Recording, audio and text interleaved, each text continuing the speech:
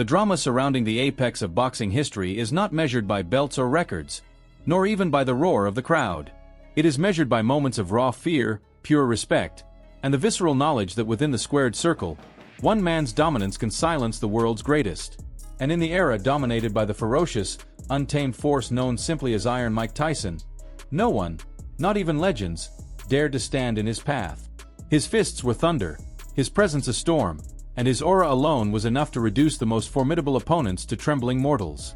Yet, in the midst of Tyson's relentless reign, a storm emerged to challenge even the king himself.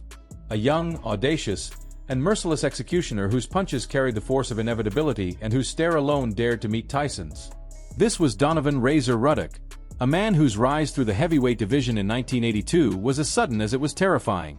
Born to fight, built to strike, Ruddock was more than a boxer. He was a force of nature, a hybrid of raw power and ingenious brutality, whose signature move, the so-called smash, blurred the line between hook and uppercut, leaving opponents sprawled and audiences gasping. From the outset, Donovan's arrival in the heavyweight landscape shook the foundations of boxing. Legends like Evander Holyfield and Riddick Bowe, men who had stared down death in countless rings, felt an unfamiliar chill when Donovan's name was whispered in the locker rooms. He was audacious, reckless, and dangerously skilled. Every fight was a declaration, every knockout a message. Yet, as the young Canadian thundered toward the upper echelons, a deeper narrative began to take shape. A story that would culminate in a collision with a man who had already cast an unbroken shadow over the division. Mike Tyson. Tyson, undefeated, untouchable, the embodiment of fear in the ring, had yet to encounter a fighter of Ruddock's particular breed. There were no glances of recognition, no subtle acknowledgments. Ruddock provoked, challenged, taunted. He dared Iron Mike himself to step into the crucible of combat. "I can beat him," Donovan would declare with reckless confidence, his words dripping with the sort of arrogance that, in boxing, is often a prelude to catastrophe. But in Ruddock's eyes, arrogance was fuel, a fire that could be stoked into greatness. And for Tyson, it was a gauntlet thrown squarely in his path, a challenge that could not be ignored. When the bell rang for their first encounter, the air in the arena shifted, thickened, like the calm before a hurricane. Fans held their breath as the two giants approached one another, a perfect study in contrast.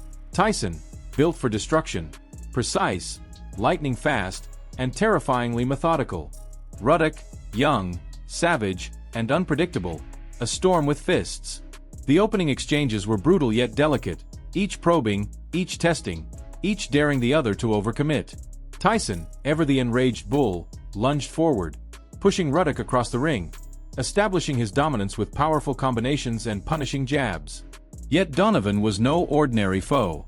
With every signature smash, every merciless strike, he reminded the world, and Tyson himself, that this was no mere warm-up.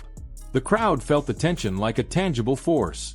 Every punch could be decisive. Every misstep, fatal.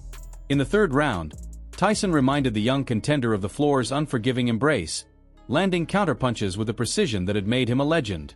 But Donovan, fueled by sheer bravado, found a second wind, launching a flurry that stunned the king, forcing him to acknowledge, if only for a heartbeat, the reality that Ruddock was not just surviving. He was thriving. Even Tyson's loyal fans gasped at the audacity, at the skill, at the punishing accuracy Donovan had displayed.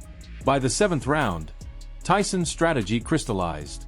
No longer content with exchanges, he pressed forward with lethal intent, his combination attacks overwhelming Ruddock's defenses, until the referee stepped in. A technical knockout was declared, granting Tyson the victory. Yet, the decision ignited fury. Donovan, though battered, was still conscious, still able to fight, still burning with a desire for justice within the ropes. The crowd, the pundits, even Tyson himself understood. This fight had ended prematurely. The scoundrel, the provocateur, had not been fully punished. And in that premature ending lay the seeds for one of boxing's most anticipated rematches. The rematch, set only months later, promised chaos, drama, and a narrative almost mythological in its intensity. Tyson, stung by the incomplete resolution, entered the ring not merely to win but to annihilate, to reclaim the narrative that Donovan had so brazenly challenged. And Ruddock, ever defiant, continued his trash talk, stoking the flames of anticipation with words as sharp as any jab. "It's not going to be as tough as people say," he taunted. masking the kernel of fear he could not suppress. When the bell finally rang, the ring erupted into a maelstrom of violence. Tyson's approach was relentless, his pressure unyielding, his style an almost brutal mix of speed and power that left Ruddock searching desperately for openings.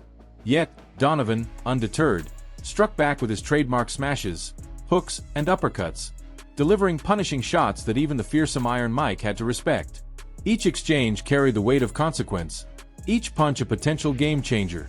For a moment, it seemed that the unthinkable might happen.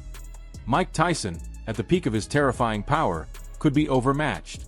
The crowd watched in awe as titans clashed, their fists like battering rams, their sweat and blood a testament to the ferocity unfolding before them. In one moment, Tyson's precision struck with the impact of inevitability. In the next, Donovan's smashes rattled the king, forcing him to retreat and recalibrate. The ebb and flow was hypnotic, a brutal ballet where one misstep could end decades of dominance in an instant. And yet, for all his brilliance, Donovan could not maintain the upper hand indefinitely. Tyson's experience, his iron will, his inimitable aggression began to tip the scales. By the time the final bell sounded, it was clear. Tyson had endured, adapted, and ultimately prevailed by unanimous decision. But even in victory, respect had been earned. Ruddock had not been merely a footnote in Tyson's career. He had been a formidable challenge, a young lion who roared with power and audacity enough to make even a legend pause. And Tyson, ever the king, recognized the magnitude of Donovan's threat. The bout was more than a fight. It was a narrative of fear, respect, and the raw, unfiltered brutality that defines the essence of boxing. Yet, as the dust settled and the arena emptied, reality intruded on legend. This would be Tyson's final dance in his prime. Soon after, a series of personal and legal calamities would sideline him, halting the unstoppable rise that had captivated the world. For Donovan, the crushing defeat to Tyson was equally defining. The loss shattered momentum, derailed career-defining opportunities, and left him unable to recover the dominance he once threatened to achieve. The bout, in retrospect, was not merely a fight but a fulcrum upon which the careers of two of boxing's most feared heavyweights pivoted. The story of Tyson and Ruddock is more than a tale of skill and power. It is a story of human audacity, the fear of being challenged, and the exquisite drama of two forces unwilling to submit. It reminds us why we watch boxing, why we marvel at moments of confrontation, and why even a king, invincible though he may appear, must contend with challengers who dare to defy fate itself. Every punch, every feint, every counter is a brushstroke on the canvas of history. And in the saga of Iron Mike and Razor, those strokes are vivid, unrelenting, and unforgettable. As the audience reflects on this titanic rivalry, the questions linger. Could anyone else have pushed Tyson to his limits so completely? Was Donovan Ruddock merely a spark in Tyson's inferno, or could he have been a storm powerful enough to topple a king? And what lessons remain for the fighters of today who dare to step into a ring where legends have been forged and dreams, sometimes violently, have been broken? If you were captivated by this journey through fear, power, and unrelenting